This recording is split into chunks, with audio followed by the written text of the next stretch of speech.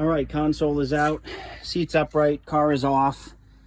Worst part was unplugging the two connectors for the seat adapters and the airbags. That took a good 10 minutes to fudge. Now we are going to take off the plastic housing so we can get to the bolts. Onward. All right, the real struggle. I went ahead just for safety's sake and disconnected negative terminal, disconnected positive terminal, set them aside. I don't want to deal with anything. Make sure to reconnect everything before you start the van. You don't want to trigger any airbag sensors or anything. So after looking it up, it is just a matter of little plastic connectors that hold all this on. I was worried that that was going to snap, but you kind of jiggle everything up there, get the handle out of the way, and then you just kind of wiggle a couple times and it loosened itself up. I didn't actually have to use the little plastic spade. So the two bolts are out, and now we're going to go ahead and take off the 4 bolts for the bottom bracket, 4 on each side, and then size up our swivel. All right, slow and steady. We're about 15 minutes in. The real kicker is just reaching the bolt heads. So we've got this side loosened, and now we're reaching under the seat. We've got all these backed off carefully. They're loose. Now we're just getting the other side, the far side. The key is just kind of reaching under there and getting at them. And we'll get all the bolts off, then we'll lift it off. See what's what, right? Hey, look, it's a seat and it's off. 4 bolts. 4 bolts. Everything stays attached. That had me a little worried that I was going to lose my adjustment, but picked a spot. Seems to be fine. Popped right off. Now we place the seat swivel on top, 30 degrees, line up the bolts for the factory ones, then we'll put the seat on top of that, see how it fits, go from there. Here's a quick overhead shot of the install, front, back. You can ignore the sunbeam. Yeah, back of the van, we just used the same holes. I lined it up to the back. I've seen other people do that. So this is the original bottom rail, this is the top, and then I just swivel it left or right so I can get to the bolt holes, and now I'm cranking them down. Then the seat will go with the supplied bolts on top of that. We'll get to that one next. The seat swivels. I went ahead and this is the original base bolt, and then this is the top plate that we did, and this, which originally sits on top of this thing under here, underneath that is that.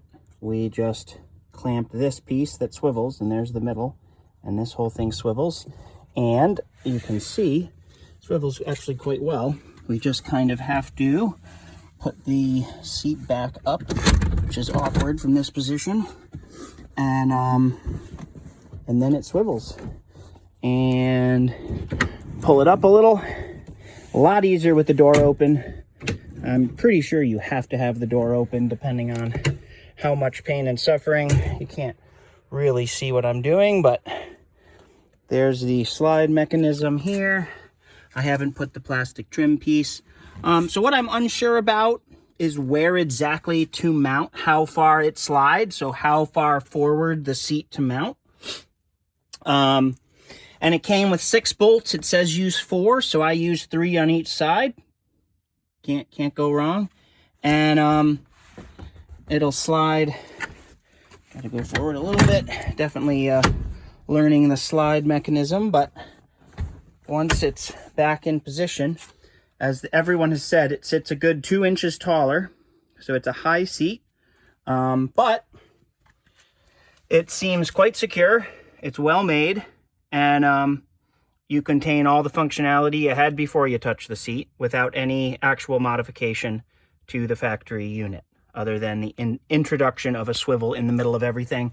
And then the final step will be to take this and plug all this back wherever it is over here, and that will reconnect power seat, airbags, things like that, if you have them. So for my purposes, it'll just connect the airbag and seat sensor.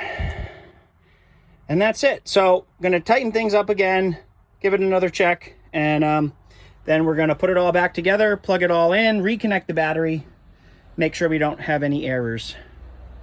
All right, final nitpicky update. I loosened all the top bolts again. I had them aligned to the top. I slid them back with just a small gap for the front bracket. And the reason I did that is because on testing, bear with me, on testing, if the seat slider was put all the way back, I unclipped this one, which was clipped in down to the floor. There's no room for that. But the factory clip up here, which is there, I didn't want any stress on the connectors. Again, this is airbags, people. So there was stress right at the connector where it hits this.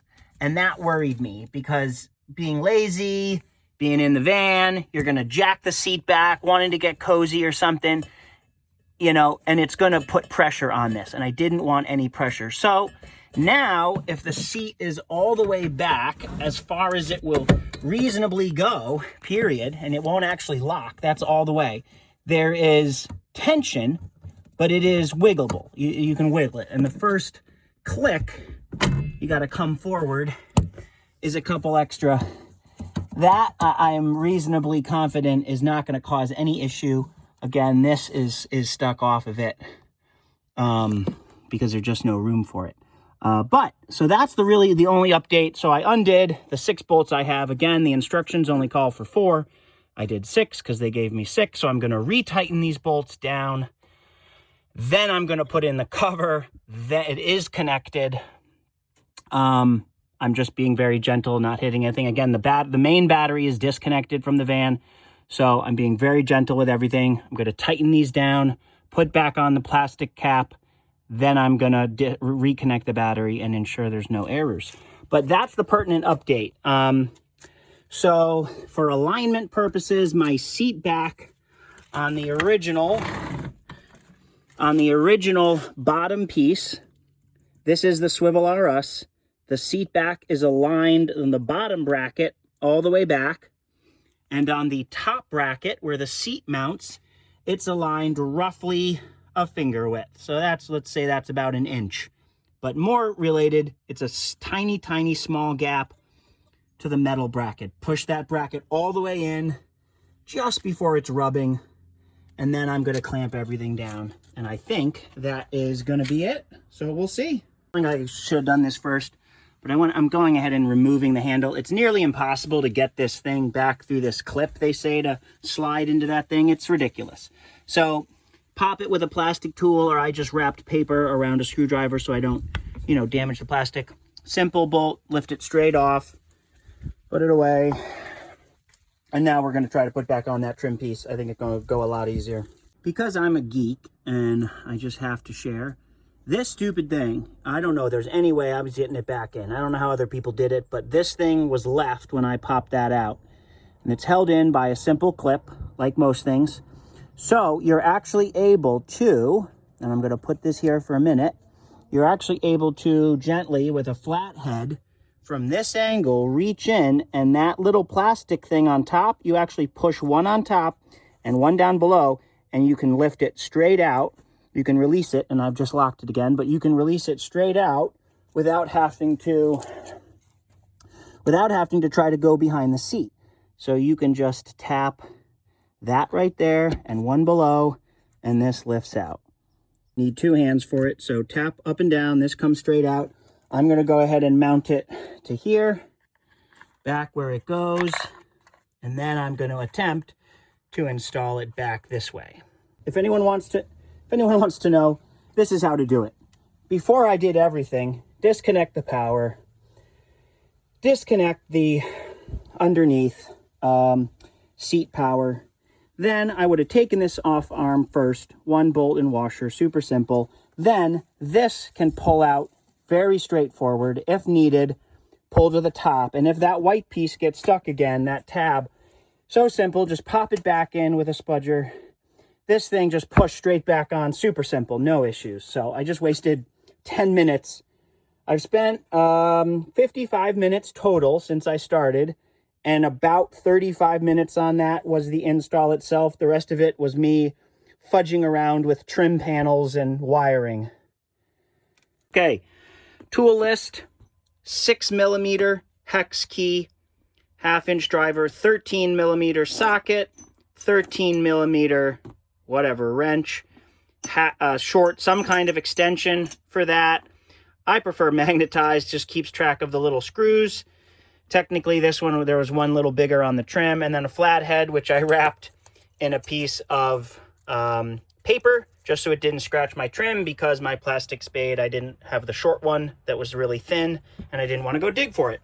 So all you actually need is this 6 millimeter hex key, 13 millimeter socket, 13 millimeter wrench, an extension, and a Phillips head screwdriver, and you're good to go.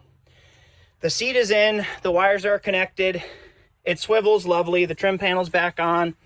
It moves up and down as needed. If you want to swivel it, you push down on the swivel. It's really hard to do all this one-handed, so next time I'll mount the phone or something, but I heard it wasn't complicated, so I really didn't pay too much attention. And it's not complicated. Yeah. It's been about an hour, and I could have done it in 45 minutes if I really hustled, but I prefer to take my time and learn as I go, and yeah, no issues at all. Really well built. You're gonna tell there's a little bit of a noise that you'll probably hear that is just the metal bracket itself. I mean, we're talking a minuscule amount of play. You can see kind of the plate under there, but the whole thing is really, really well built, so I have high confidence that it's safe and reliable and will outlive my use for it. Onward. All right, quick clip. Happy weekend. So it's in. The big concerning point that I'll mention is the wiring underneath, a lot tighter than I would have liked. I gotta research and see if I can extend the harness. But it definitely works overall, well built. So what you do is kind of get it far enough forward that you clear the panel. And so from here, I'm gonna give it to the pop seat. Nope, I'm gonna have you come back. Ha, little video action, there you go. Let me just kind of scoot that up enough. Then you hit the red button, you spin it around, nice and easy. And basically where it spins is gonna be, the maximal tightness of this thing. So you see, we really don't have a lot of wiggle room here. Normally the seat can slide way far forward, but we're out of cable. So I'll assess it. And then the difference really is you just have a little bit of room. You can go back. You just kind of kick it back and then go up, and there is your swivel. So for my purposes, well worth it. $4.49, the most ridiculous website in the world. He emails you sounding like a robot and asks for photos of your van. There's the clip, it's in. It's worth it. And yeah, I mean, overall seat looks ridiculous, but you know, totally comfortable.